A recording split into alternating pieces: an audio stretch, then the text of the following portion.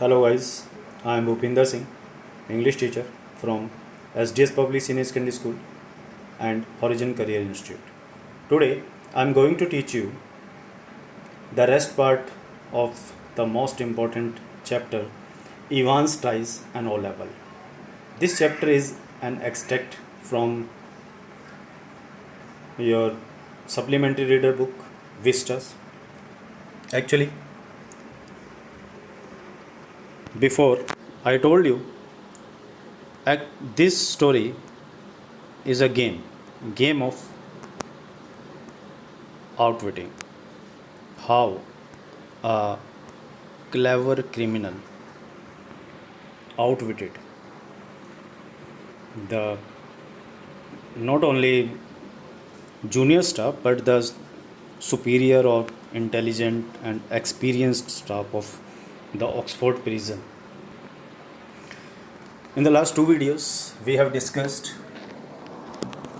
some part of this lesson, and in this video, we shall discuss the rest part of this lesson.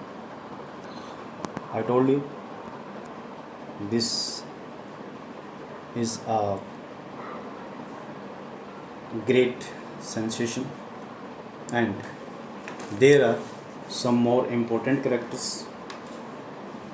I have told you about them before, and this is a suspense which is going to be revealed, but try to use your mind and tell me, how is this possible? How Evans succeeded to escape? Who is Evans? Really? Evans had escaped from the jail. How? So, to know about the answers of all these questions, let's start the rest part of the chapter.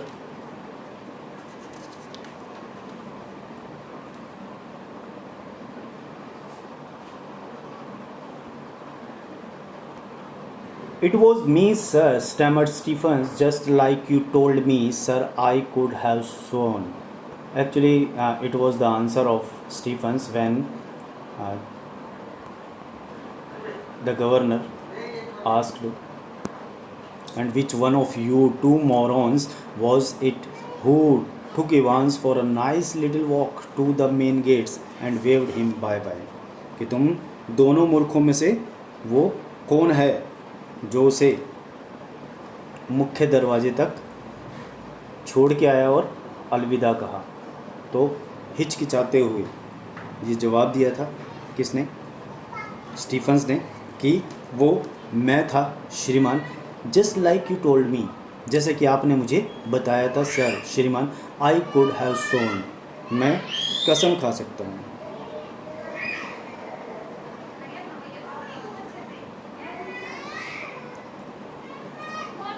What? Just like I told you, you say, what the hell? क्या? जैसे कि मैंने तुम्हें कहा था. क्या बकवास है? When you rang, sir, जब आपने टेलीफोन किया था श्रीमान, and told me, और मुझे बताया था. When was that? कब की बात है? किस समय? The governor's voice was a whiplash now. यानी अब गवर्नर की आवाज़ जो है वो एक चाबुक की तरह हो गई थी, जैसे कोड़े बरसा रही थी. You know, sir, about 20 past 11, just before. आप जानते हैं श्रीमान जी, 11:20 के लगभग. You blithering idiot, man, it wasn't me who rang you, don't you realize? But what was the use? तुम खुश हो मूर्ख, ये मैं नहीं था जिसने तुम्हें टेलीफोन किया. क्या तुम्हें पता नहीं चला? किंतु अब फ़ायदा क्या है? He had used the telephone at that time, but only to try unsuccessfully once more to get through to the examinations board. उसने उस समय टेलीफोन किया था, किंतु केवल कोशिश की थी, प्रयास किया था एक बार फिर असफल प्रयास परीक्षा बोर्ड से बात करने के लिए. He shook his head in growing despair and turned on the senior prison officer. उसने गहरी निराशा में सिर हिलाया और वरिष्ठ जेल अधिकारी जैक्सन की तरफ मुड़ा. As for you, जैक्सन, और तुम Jackson, how long have you been pretending you have got a brain? तुम कितनी बार बहाना करोगी तुम्हारे पास दिमाग है? Well, I will tell you something. अच्छा, मैं तुम्हें कुछ बताऊंगा. Jackson, your skulls empty. तुम्हारा दिमाग खाली है. Absolutely empty. पूरी तरह खाली. It was Jackson who had spent 2 hours in Ivan's cell the previous evening. वह जैक्सन था जिसने पिछली शाम को इवांस की कोठरी में 2 घंटे बिताए थे. And it was Jackson who had confidently reported that there was nothing hidden away there, nothing at all. और वह जैक्सन था जिसने पूर्ण विश्वास से सूचना दी थी कि वहाँ पर कोई भी छिपी हुई वस्तु नहीं थी, बिल्कुल नहीं थी.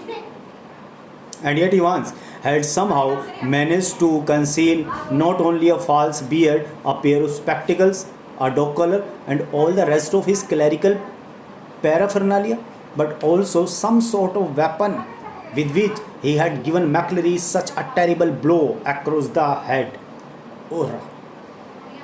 और फिर भी इवांस किसी तरह से केवल एक नकली दाढ़ी, एक चश्मे का जोड़ा, एक पादरी वाला कॉलर और पादरी का शेष सामान छिपाने में सफल हो गया. और तो और उसके पास किसी प्रकार का हथियार भी था जिससे उसने मैक्लेरी के सिर पर इतना घातक प्रहार किया. उफ. A prison van backed alongside, but the governor made no immediate move. एक जेल की गाड़ी उसके पास रुकी किंतु गवर्नर वहाँ से न हिला. He looked down again at the last line of the German, to the Haddington roundabout where you go straight over and make your way to New Graben. New Graben? Where on earth? New, something new grave. Never heard of it. There was a war grave somewhere near Reading, but no, it was probably a code word. And then it hit him. Newbury. Good. Yes, Newbury was a pretty big sort of place. But उसने एक बार फिर से German की अंतिम पंक्ति की तरफ देखा. हैडिंगटन के चक्कर लगाकर जहाँ तुम्हें सीधा जाना है, न्यू ग्रेबन की तरफ. न्यू ग्रेबन? धरती पर कहाँ? न्यू मतलब न्यू ग्रेव. कभी इसके बारे में नहीं सुना है. वहाँ एक वारगेव नामक स्थान है रीडिंग के नज़दीक, किंतु नहीं, ये संभवतः कोई कूट संदेश है. या तब उसे एक विचार कौंधा, न्यूबरी. हे भगवान, हाँ, न्यूबरी, ये बहुत बड़ा स्थान है. बट किंतु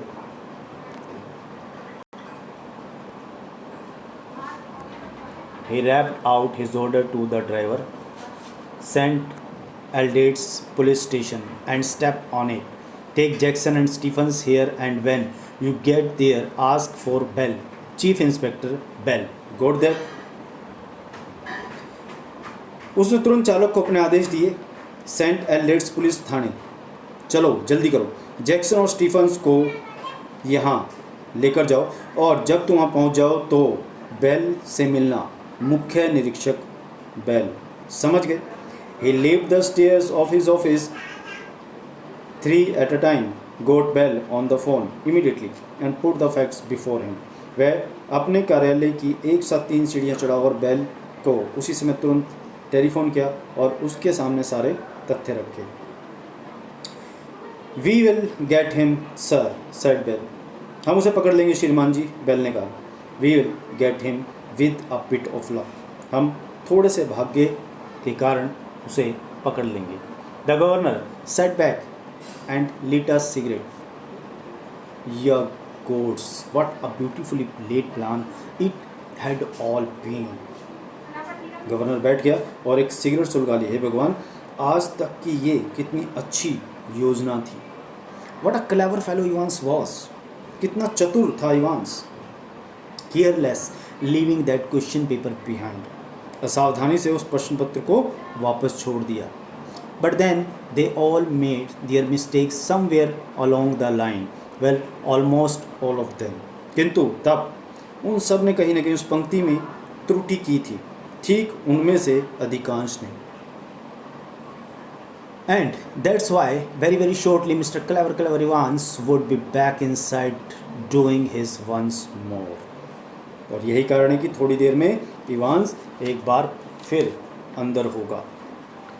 the phone on his desk erupted in a strident burst, and Superintendent Carter informed him that McCleary had spotted Evans driving off along Elsfield Way. They had got the number of the car all right and had given chase immediately, but had lost him at the Haddington roundabout. He must have doubled back into the city. उसकी मेज का telephone एक बार फिर से तेजी से घनघनाया और अधीक्षक कार्टर ने उसे सूचित किया कि मैक्लेरी ने इवांस को एल्सफील्ड के रास्ते जाते देख लिया था।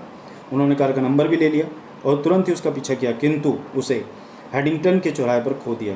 वह शायद शहर में वापस आ गया है। No, said the governor quietly, नहीं, गवर्नर शांति से कहा। No, he is on his way to Newbury, वह न्यूबरी के रास्ते पर गया है। He explained his reasons for believing so, उसने ऐसा मानने के पीछे अपना तर्क बताया। And left it at that, और फिर उसे वहीं छोड़ दिया, यानी उनकी मर्जी पर छोड़ दिया। It was a police job now, ये पुलिस का काम है, नॉट हिज, उसका नहीं। He was just another good for a giggle, वह केवल एक दूसरा अच्छा मूर्ख बनाने योग्य gullible governor, that was all, एक मूर्ख बनाने योग्य गवर्नर था, बस इतना ही सब था। But by the way Carter, I hope you manage to get McCleary to the hospital all right. और कार्टर, मैं आशा करता हूँ कि तुमने मैक्लेरी को ठीक ठाक अस्पताल पहुँचा दिया होगा। Yes, he is in the Radcliffe now, हाँ, वह रेड क्लिफ में है। Radcliffe is a name of hospital. Really groggy he was, वास्तव में नशे में चूर था। When we go to the examination office and they rang for the ambulance from there, जब हम परीक्षा बोर्ड कार्यालय में पहुँचे और उन्होंने वहाँ एम्बुलेंस बुला ली थी।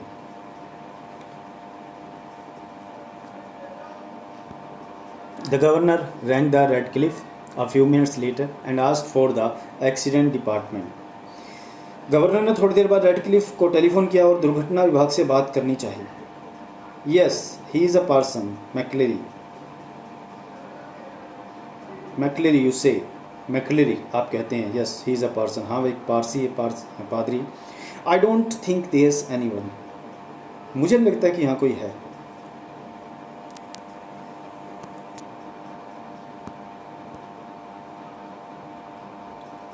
आई don't think there is anyone, मुझे नहीं लगता कि यहाँ कोई है। यस देयर इज़, हाँ वह है, वहीं है। You will find one of your ambulances picked him up from Elsfield way about, और हाँ वह हमने, सॉरी, आपको पता होगा कि आपने एक एम्बुलेंस उसे एल्सफील्ड के रास्ते से लेने के लिए भेजी थी। Oh, that, yes, we sent an ambulance all right, but when we got there, the fellow had gone. No one seemed to know where he was. Just vanished, not a sign. हाँ, वह, ओह हाँ, उसने, हमने एक ambulance भेजी थी, ठीक है, किंतु जब हम वहाँ पहुँचे तो व्यक्ति जा चुका था, कोई भी नहीं जानता कि वह कहाँ गया था, बिल्कुल जैसे गायब हो गया था, कोई एक चिन्ह भी नहीं। But the governor was no longer listening, and the truth seemed to hit him with an almost physical impact somewhere in the back of his neck. किंतु अब गवर्नर ज़्यादा देर तक नहीं सुन रहा था। सच्चाई उसके गर्दन के पीछे से उसे चोट पहुंचा रही थी, जैसे उसके गर्दन पर किसी ने कोई झटका मार दिया हो। A quarter of an hour later, they found the Reverend S. McCleary, securely bound and gagged. 15 minute के बाद उन्होंने सम्माननीय आदरणीय एस मैक्लेरी को पा लिया था। In study in Boston state, अपने बोर्ड स्ट्रीट के अध्ययन कक्ष में, जो कसकर बंधा हुआ था और उसका मुंह ठूसा हुआ था, उसके मुंह में कुछ कपड़ा ठूस कर बंद कर दिया गया था. He had been there, he said, since 8:15 a.m. when 2 men had called and. उसने बताया कि प्रातःकाल 8:15 से वहीं था जब 2 आदमियों ने उसे पुकारा और inquiries in Newbury throughout the afternoon produced nothing. दोपहर तक न्यूबरी में हुई सारी पूछताछ कुछ भी पैदा नहीं कर सकी, अर्थात कुछ पता नहीं चला. And by tea time everyone in the prison knew what had happened. और चाय के समय तक जेल में हर कोई जान चुका था कि क्या हुआ था. It had not been Evans impersonating McClary who had walked out. It had been Evans impersonating McClary who had stayed in. वह इवांस नहीं था जिसने मैक्लेरी का वेश धारण किया था और जो बाहर गया था. वह इवांस था जिसने मैक्लेरी का वेश धारण किया था और जो अंदर था. Got it? No? एक्चुअली जो मैक्लेरी के रूप में बाहर गया था, जिसे स्टीफन्स छोड़ के आया था, वो इवांस नहीं था. इवांस वही था जिसके सिर पर चोट लगी थी, खून बिखरा हुआ था. या अब वो खून कैसे आया, कैसे उसको चोट लगी, to know about that come forward. The fish and chips were delicious, and after a gentle stroll round the center of Chipping Norton, Evans decided to return to the hotel and have an early night. मछली और chips बहुत स्वादिष्ट थे और chipping Norton के केंद्र का एक चक्कर लगाने के पश्चात इवांस ने वापस होटल में लौटने और जल्दी से सोने का निश्चय किया. A smart new had concealed the wreckage of his closely cropped hair, and he kept it on as he walked up to the reception desk of the Golden Lion. एक सुंदर नया टॉप उसके छोटे काटे गए बालों के भग्नावशेष को ढके हुआ था और वह इसे पहने हुआ था जब वह गोल्डन लायन होटल के रिसेप्शन हॉल में यानी अतिथि कक्ष में पहुंचा. It would take a good while for his hair to regain its former glories, but what the hell did that matter, he was out again, wasn't he. इसमें अभी थोड़ा समय लगेगा जिससे उसके बाल उसकी पुरानी शान को प्राप्त कर सकेंगे, किंतु इससे फ़र्क क्या पड़ता है, वह एक बार फिर बाहर था. क्या वह नहीं था? A bit of bad luck that when Jackson had pinched his scissors. थोड़ा सा दुर्भाग्य था जब जैक्सन ने उसकी कैंची ले ली थी. Foyt had meant a long and tricky operation with his only razor blade the previous night, जिसके कारण उसे पिछली रात को केवल अपने उस्तरे की ब्लेड से ऐसा चतुराईपूर्ण कार्य करना पड़ा था.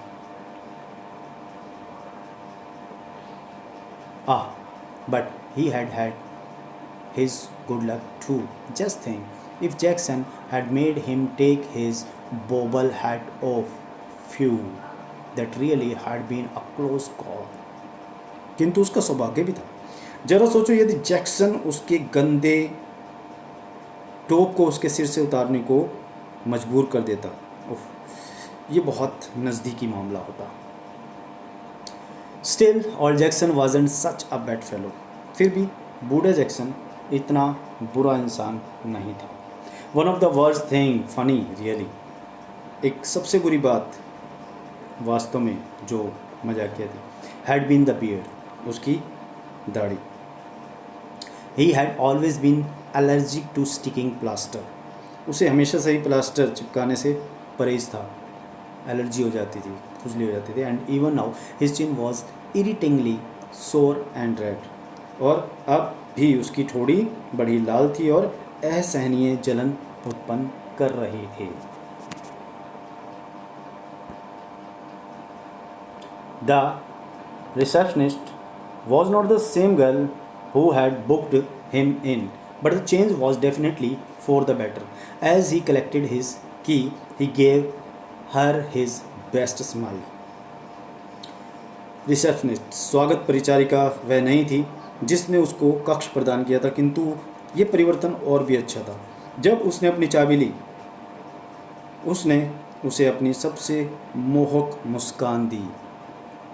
Told her he would not be bothering with breakfast, ordered the Daily Express, and asked for an early morning call at 6:45 a.m. Tomorrow was going to be another busy day. और उसे बताया कि वह नाश्ता करने में बिल्कुल तंग महसूस नहीं करेगा. डेली एक्सप्रेस का आदेश दिया. Daily express means newspaper. और उसे प्रातः 6:45 पर उठाने को कहा. कल एक और व्यस्त दिन होने वाला था. He whistled softly to himself as he walked up the broad stairs. वह धीरे धीरे सीटी बजाता हुआ चौड़ी सीढ़ियों पर चढ़ा. He had sort of liked the idea of being dressed up as a minister, dog collar and everything. उसको एक पादरी की तरह एक डॉग कॉलर और उसकी तरह वस्त्र पहनने का एक अच्छा विचार प्रतीत हुआ. Yes, it had been a jolly good idea for McClary to wear 2 black fronts, 2 collars, but the dog collar few it had kept on slipping off the back stud, and there had been that one panicky moment when McClary had only just got his hand up to his neck in time. हाँ, ये एक अच्छा विचार था. मैकलरी को 2 काले collar लाना, अचकन लाना, 2 काले कॉलर पहनने का, किंतु ऊपर की कॉलर ये तो बस फिसलने वाला था. और वह बड़ा दुखदायी क्षण था जब मैकलरी ने केवल अपने हाथ गर्दन पर इसलिए रखे हुए थे ताकि वे स्टीफन्स के सामने कॉलर को गिरने से रोक सके. To stop the collar springing apart before Stephens. They had got that little problem worked out all right.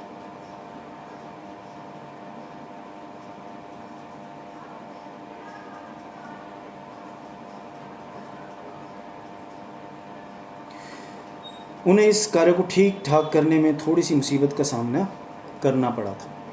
Though a pen stuck in the mouth whenever the evil eye had appeared at the peephole. यद्यपि एक pen उसके मुंह में रहता था और जब भी एक दुष्ट आंख झांकने वाले छिद्र से झांकती थी.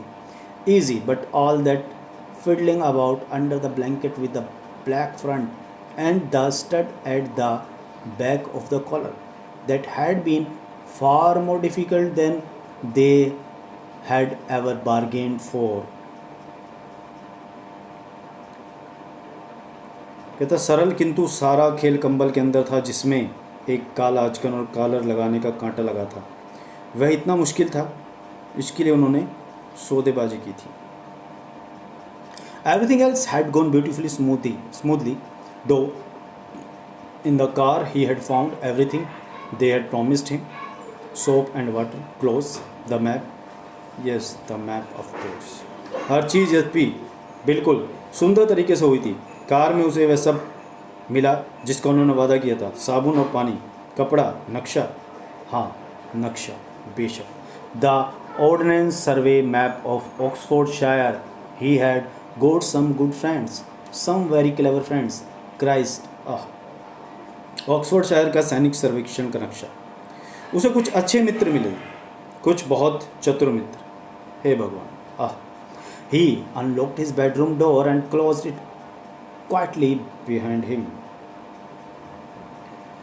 उसने अपने सोने के दरवाजे का ताला खोला और उसे धीरे से बंद किया. And then stood frozen to the spot like a man who has just caught a glimpse of the Gorgon. और तब वह एकदम स्तब्ध होकर जड़ रह गया, एक ऐसे व्यक्ति की तरह जिसने एक सर्पकेशी राक्षस की झलक देख ली थी. Sitting on the narrow bed was the very last man in the world that Evans had expected or wanted to see. उस संकरे बिस्तर पर बैठा हुआ व्यक्ति वह व्यक्ति था जिसे वह इस पृथ्वी पर मिलने की अपेक्षा नहीं करता था या उसे देखना नहीं चाहता था. Who was he? And what happened next? To know about the last part of the chapter, you have to wait for the next video. Till then, bye, have a great day. Thank you.